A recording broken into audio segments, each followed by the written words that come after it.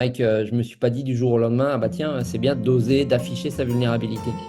J'ai toujours été intéressé par le développement personnel, et donc j'ai assisté régulièrement à des séminaires sur le développement personnel. J'ai lu beaucoup de livres.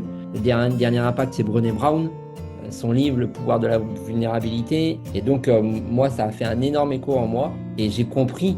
C'est en montrant face à ces hommes, le débriefing à chaud, derrière une intervention compliquée, tu vois, derrière une erreur de décision, typiquement, c'est de le dire en fait à ces hommes.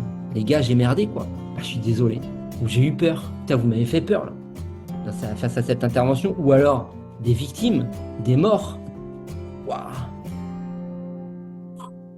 On peut pas rester insensible. C'est juste, c'est pas possible. C'est évident qu'on a été marqué. Et donc c'est illusoire, c'est une hérésie de quitter une intervention et ne pas en parler avec ces hommes en fait. Et en parler avec ces hommes, il y a une manière de le faire. Donc déjà, il faut le faire, il faut en parler. Et ensuite, c'est au chef de parler en premier.